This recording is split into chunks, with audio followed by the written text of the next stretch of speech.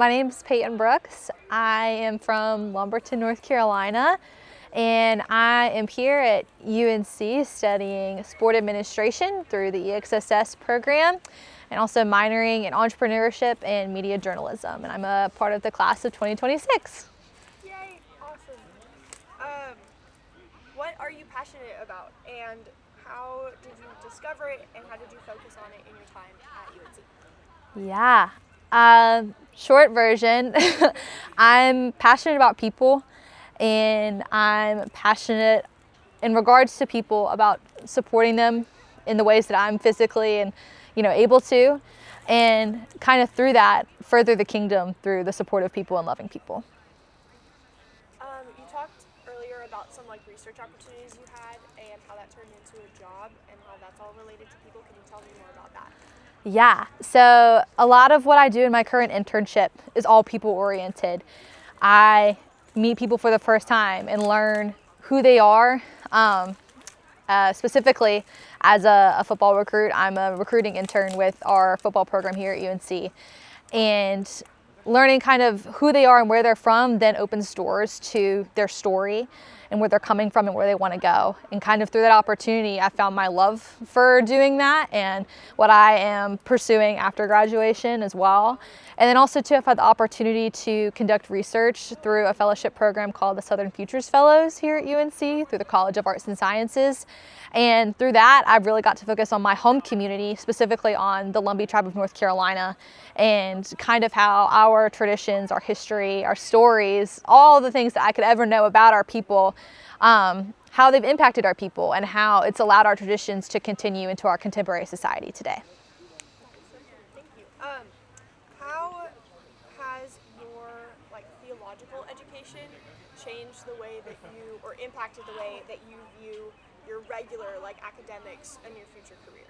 Yes, I think especially here at Carolina, where it can get so high speed and competitive, honestly, I think being able to further my Christian education and kind of my theological background has allowed me to really understand kind of how I can go about that, knowing that no matter what I achieve, here on this earth, it's not for my own glory, but for the Lord's.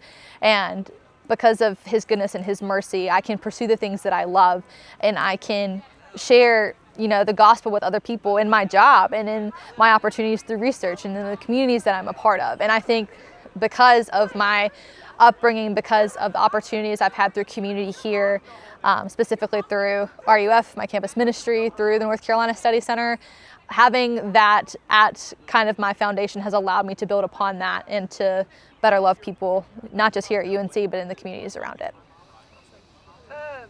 Talking about faith, how have you been intentional about faith habits, and how have they shaped your time in college? Yes, I think I have to give a lot of love and credit to my parents who raised me to know how important it is to go to church on Sunday. One of the first things my dad told me starting college was don't miss church your first Sunday here. It's going to kind of allow you to set yourself up building those habits from the get-go. But going from there, the communities that I've been a part of, the North Carolina Study Center has provided opportunities to meet with staff members here, to plug into book studies and Bible studies that have allowed me to then wonder how can I continue to implement these habits into my daily life, whether that looks like getting up a little earlier than my scheduled class time to spend time in His Word, to take time to pray as I walk from class to class. And even to, like I've mentioned, have conversations with those who walk through the doors of my job or into the study groups that I have for research, and kind of, ask more questions to them about, what they believe in, or maybe even their own understanding of who God is. What was your favorite book study or seminar that you got to do at the study center? Oh, goodness. My favorite book study or seminar, I really enjoyed the Angels and Demons seminar. I was able to be a part of one of the first ones, and I will never forget how I was so just impacted by all the information that we got to take in, and answered so many questions I never even realized that I had about, angels and demons, but also to the way that I didn't know the Lord was going to use that seminar in my life, because literally just a month or so later, because I took it in the spring, I worked at a Christian summer camp my freshman and sophomore summers. And at that camp, that second year or first year that I was there, I had a conversation with a 10-year-old girl who was asking these really deeply profound questions about angels and demons during summer camp. And I never would have thought that a 10-year-old could have asked me questions about, are angels real, and how do I know if a demon is attacking me spiritually, in the way that even a 10-year-old can articulate that. But thankfully, I had the opportunity to share even bits and pieces of what the Study Center provided me through that seminar, but also to the way that the Lord, worked in that whole situation and even in that little girl's life as well. All right, I have like 2 or 3 more questions. Okay.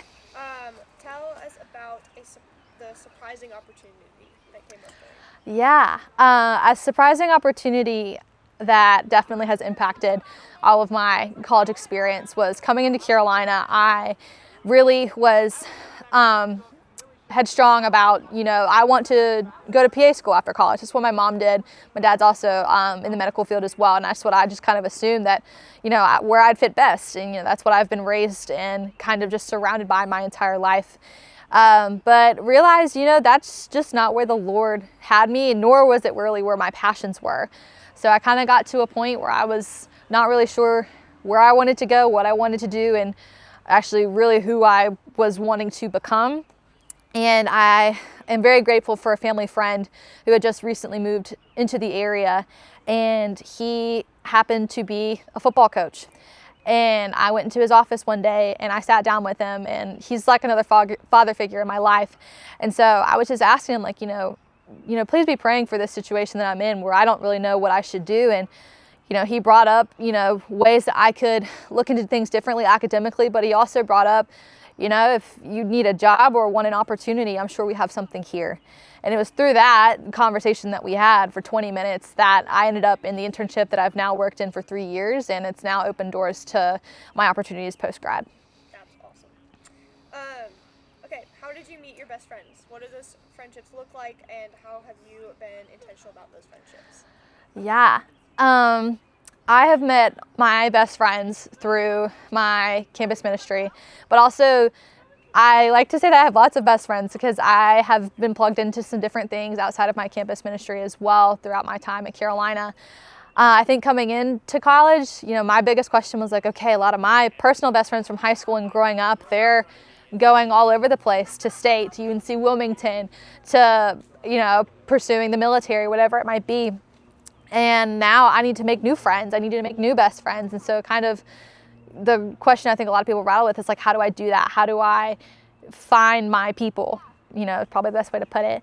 And I really am grateful for Carolina Way Camp in the way that camp weekend opportunity was a way for me to kind of dip my toes in the water a little bit with experiencing college community for the first time. And I might not have best friends from that, but it would not be possible for me to have, a lot of the friends that I do have without that. It also opened my eyes to the campus ministry that I'm a part of. And it was through my Way Camp leader that I got plugged into the ministry that I've been a part of now. And that's how, one thing after another, it introduced me to my community that I've been plugged into now. And through similar schedules, because we wanted to go to large group together or book studies together, it's how I met my friends. It's how I realized I have other people here who have things in common or similar dreams or interests or goals. And it's just kind of amazing to think about how the Lord has worked in every single one of those relationships, whether it's my best of friends or even just the people that I've been able to just meet in my time here at Carolina, and the way that He's orchestrated every single piece of that. And it's true that you do really meet your best friends in college too, because I really look forward to seeing like what and how our relationships grow even after we leave here really soon. So. Okay, last question.